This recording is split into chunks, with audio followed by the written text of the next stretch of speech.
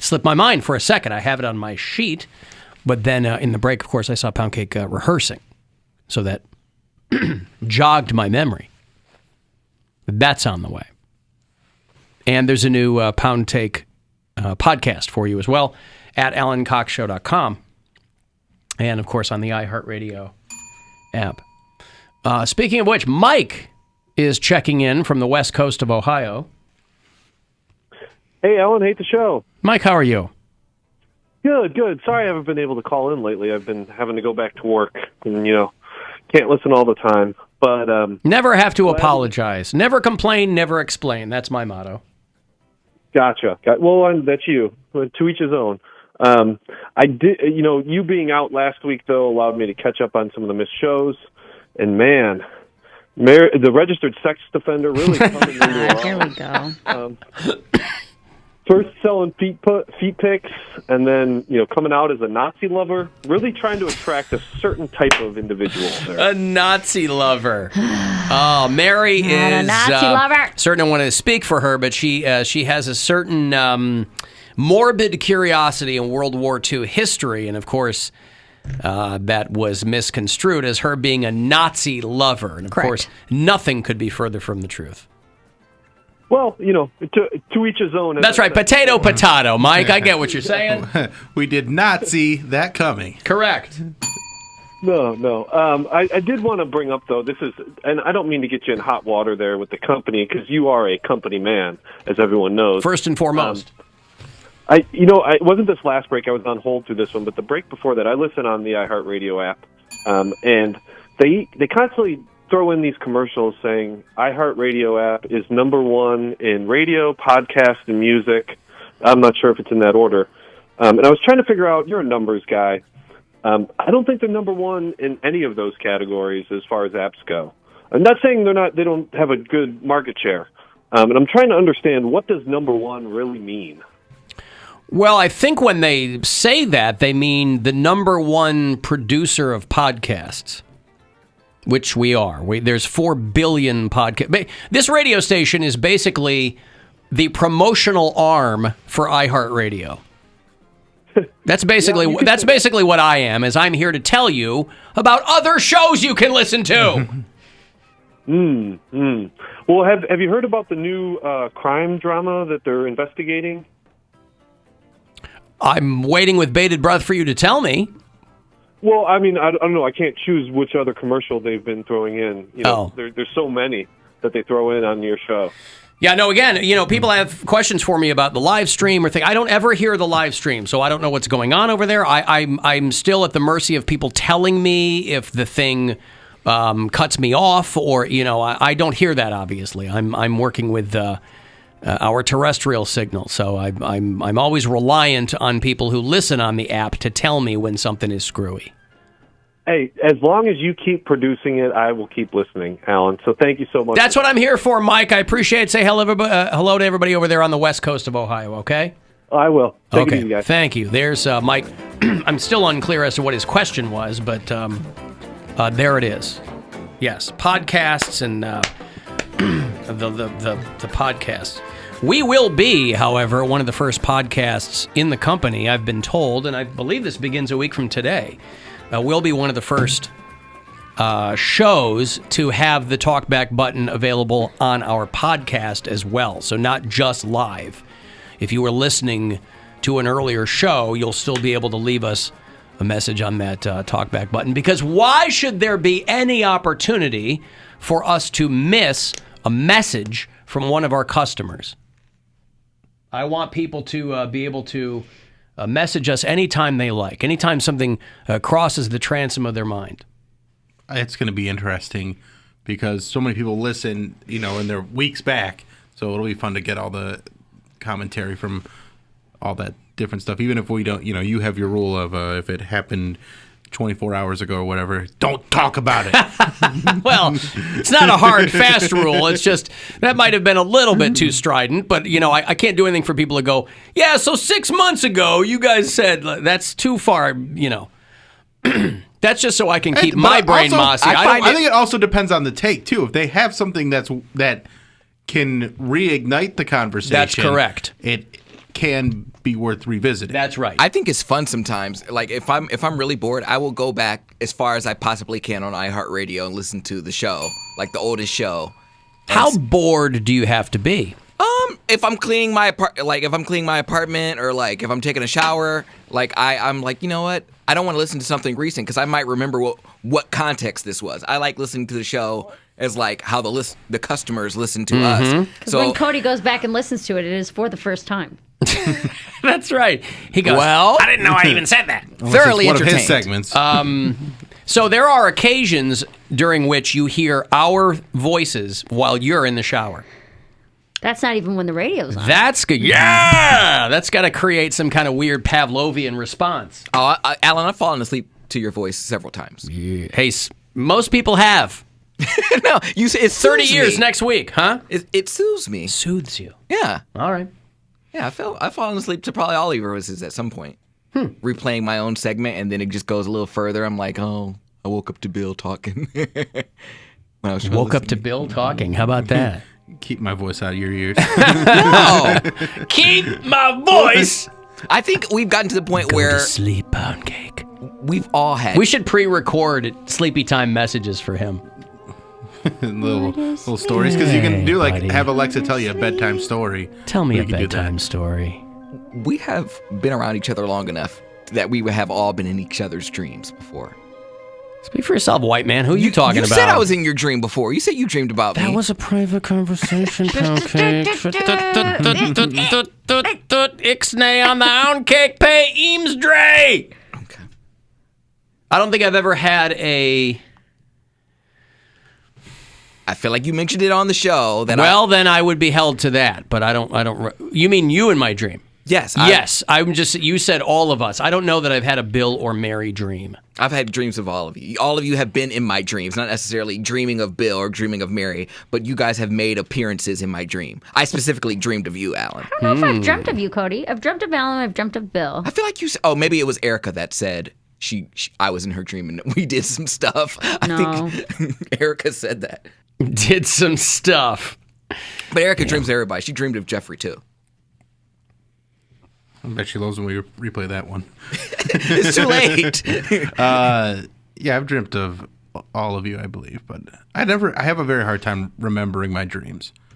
Like, I know I have very vivid and... You mean you don't journal, Bill? No, I don't. You don't journal? Because I got other things to do. So dreams aren't that important to me. Like, I did have a lucid dream last week where I was like, oh my gosh, I know I am dreaming right now. Let's see what I can do. Now that I know that I'm dreaming, I'm like, okay, I can walk through this wall. And my brain was like, no, you can't. You're not that good at lucid dreaming. Huh. Yeah, there are a lot of people who swear by that, who swear that if you train yourself... I mean, listen, Queensryche was the first one to tell us about it, 30 years ago. But there are people who swear by lucid dreaming. I've dreamt so hard that I've fallen out of my bed. I dreamed so hard. I have. Do you even dream, bro?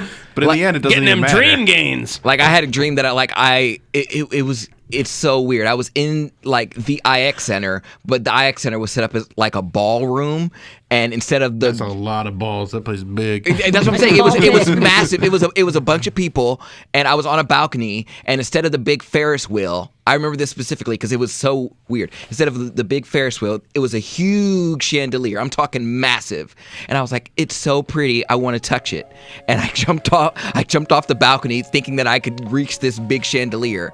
And when I did that, I fell to the ground, and I fell in my dream, or like I fell in real life off of my bed. It was nuts. And I was like, wow, that was not cool. Off of your bed.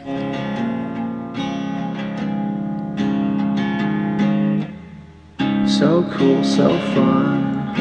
If you're not here, you're the only one. All the rides inside, jump upside down, spin around. So cool, so fun. What a great place to meet someone.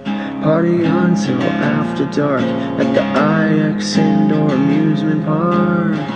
It's here today, not gonna stay. Go right away to the IX Indoor Amusement Park. Gotta get to the IX Indoor Amusement Park. Are they bringing that back, by the way? The IX Not Center's this back year. open again. Yeah, I didn't bring it back this year, but that is maybe the plan next year. to do that? It's around this time usually. Yeah, it would be. Oh, is it really? now, Yeah. Yeah. Like spring I don't know break. if they'll bring that back, but I imagine they will. Okay. Here's another message off of the app on the talkback button. I don't know if you were being funny before, but I was listening to the segment where you were talking about like rap and rock, and you were saying they should combine forces, and it's never been done before. It absolutely has been done before. You guys were talking about Linkin Park, and there's a bunch of genres out there where rap and rock. What? It's rap and rock fusion, like listen, I'm crunk telling you right core. now, there is some shocking developments here on the Listen, shocking development.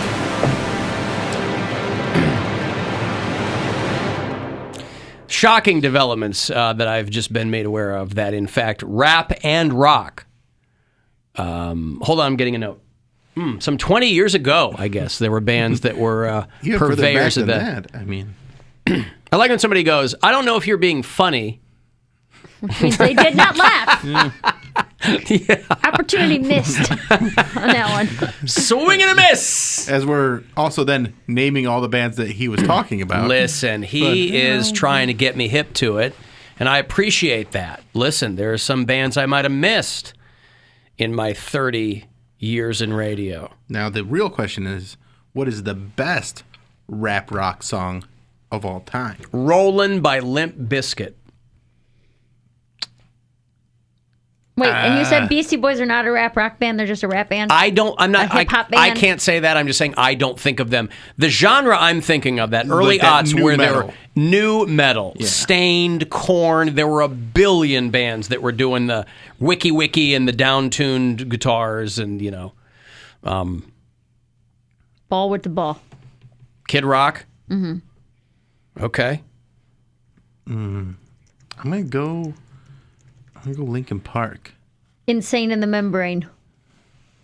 Insane. Okay. Got no brain. All right. Paul Revere. Mm-hmm. That's a karaoke song of mine. Actually, the best rap rock song ever was Bowlin' by Limp Bizkit. Remember Bowlin' from Limp Bizkit? When they were opening up bowling alleys? They came back reunited. Lift off the lockdown. Feel free to go out. Get up. Heck on. Tell me what you're gonna do now. Keep bowling, bowling, bowling, bowling. Keep bowling, bowling, bowling, bowling. Yeah, listen. They swore they'd never reunite, and there it is. I'm gonna go with "In the End" by Linkin Park. I don't think of them as a rap rock. They're I guess like I kinda should. whiny. I guess I should. I'm. In the end, it's almost like a ballad. But it's still got They like rap in it. sing in it. Yeah, that is true. They have a DJ. I mean, It's one of the rap guys. and is- rock. Yeah, okay. It's they got a DJ, they got a rapper, Yes. they got a singer, Yeah. they got a bass player. I mean, people think of Rage Against the Machine. Again, Yeah, that's I don't. true. Yeah, I don't think of that. Listen, we can all agree the greatest rap rock song of all time is "Butterfly" by Crazy Town. Now all right, Come we're a talking. little- Shifty Shell Shock. Now we're talking. You're my butterfly, sugar, baby. Rollin' is a good song though. I mean, if you want to go way back, you've got to give props to 311. They started in the late 80s, for God's sake. 311, Faith No More. Faith No More. You got some rap rock there, and then Aerosmith reaching across the aisle to Run DMC and saying, DMC. "Hey, let's do something together." How about We're a band? Rockers, you're rappers. We can play. How about a band I've been trying to get this radio station to play for a long time? The Steely Red Dan? Hot Chili Peppers. How about the Insane Clown Posse? Oh, Santa Claus is a fat bitch. That's right. I don't know any other songs. Santa Claus is a fat bitch. Another year and I ain't get. Bruce Springsteen is going to be rolling over in his grave. I saw when he Ice-T finds and out that song's out there. when Ice-T and Body Count, when I saw them at the very first Lollapalooza, everybody's minds were blown to see Ice-T with a heavy band. Oh, yeah, Linkin Body Park Count. / Dr. Dre. Or no, Jay-Z. Jay-Z. Jay-Z. Listen, I got to go all the way back to Denver, Colorado for the greatest rap rock band of all time. A little band called Flowbots, who taught everyone that you can, in fact, ride your bicycle with no handlebars. This is our friend's favorite band. I know, it's crazy. He went and saw him live and posted 50 pictures on Facebook. Hey, why not? He loves them. Best show I've ever But seen. they did a do your own verse thing on TikTok, and some of the verses that they like reposted were incredible, and by people that are legit trying to have a music career. And there's this one guy, I can't remember what his name is. I'm gonna have to look through, but he did a great verse, and he's really he's got kind of a that emo rap thing that's going on, like that Machine Gun Kelly type thing. Yeah. And it was he's pretty good. Is his name Swayco or Swaylo or something like that? I don't know. Because that guy's super annoying. He's on TikTok and he has one song that I really like, but he is like, his social media presence bothers me. What the hell song? That's why I only Because you're follow. getting old. I only follow juggalos on social media Juggalos be trippin', yo. because they be trippin'. Juggalos and juggalettes. Juggalos be trippin', yo. Hey, and don't forget about Bloodhound Gang. Let's go back to Biohazard, Evan Seinfeld. You can have a lot of fun once you go down that rabbit hole. I've got a song here for you. Let me play this real quick.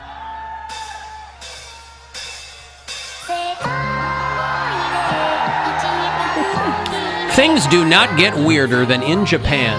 No. We can all agree on that. This is a live audience at a show being performed by a holographic singer. This is a computer-generated singer that does not exist. It's 3D hologram.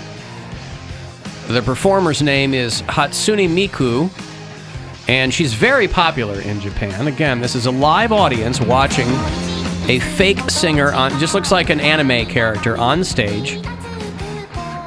I think there's a live band performing, and then her hologram is in the middle. This is a song called The World Is Mine, and it's very, very popular.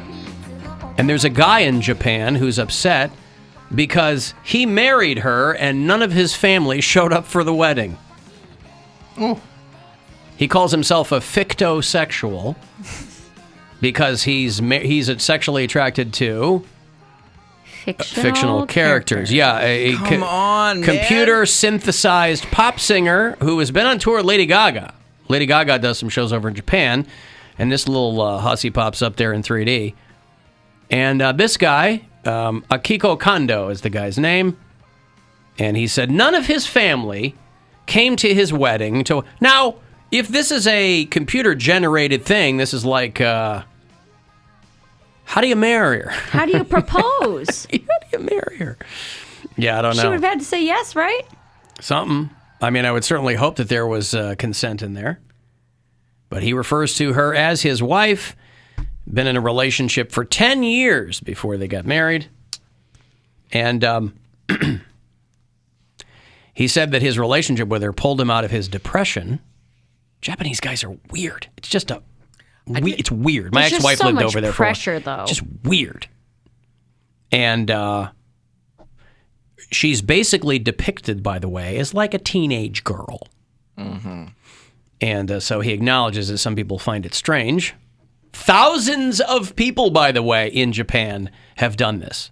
Married her? Started relationships with fictional characters. Now, you try to get these guys, this is a huge issue that they have culturally in Japan, is that Japanese men are by themselves all the time. They don't leave the house. They're playing games. They can't talk to Japanese women. You think we got incels over here. Of course, over there, they're not like murdering innocent people because they can't get it up. But Just themselves. Yeah, just themselves. whatever. I mean, if you're going to do that to yourself, just don't hurt other people. Aren't they crazy overpopulated over there in Japan? Well, it's an island. I mean, there's a lot of people on that island. Yeah, Tokyo is a massive city, and they got a lot of, living spaces have to go up. They can't go out, so they have to go just up. Ugh.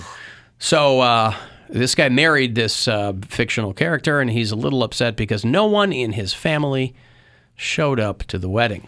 I didn't realize how big like the anime porn genre is. Oh, it's huge. I did, and I'm like, I've never, yeah. and as much as I watch porn, I've never even like gone through. I've never even like took a gander. Stumbled upon it. Never, yeah. never, ever. So I'm just saying, there's a whole group of people that is all they watch. Yeah, But they like it. Yeah, the city of Tokyo is about the size of L.A. County. There's about 14 million people in Tokyo. It's the size of L.A. County. Yeah. So there's a lot of people over there. I would actually like to go sometime, but obviously there's a huge language barrier if you don't know any of the language, because you can't kind of infer what they're saying like you can in Europe. But my ex-wife lived over there for a while. My older daughter took Japanese in high school, so she speaks relatively well. But I'd like to go over there. My wife has zero interest in going to Japan. I think it'd be cool too. I think just the technology. My buddy is a chef, and he's trained over there. He does like Asian fusion. That's his specialty or whatever. But he's trained in Japan for years, and he goes there every so often. And he'll stay for like 6 months at a time. Mm-hmm. But see, what freaks me out is I am allergic to shellfish, and that is an island in the ocean. So I'm like, there's a lot of shellfish. Right, one mess up at ordering at a restaurant. You know what I mean? Like I just can't eat potatoes or rice the whole time I'm there. There's a guy named Dave Spector. I met this guy when I was an intern for this morning show, very beginning of my career. This guy, Dave Spector, who was from Chicago, and he was a singer and he was a performer.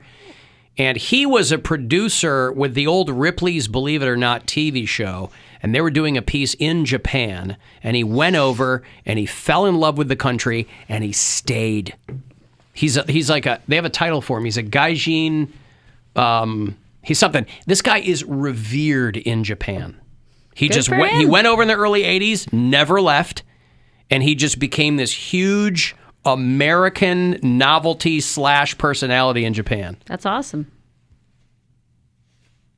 Okay, I got to take a break. I will have $1,000 for you at 5:30. I think that's going to be your last chance to win today. I'll also have tickets for you for people who've been leaving me messages for Gabriel Iglesias tickets.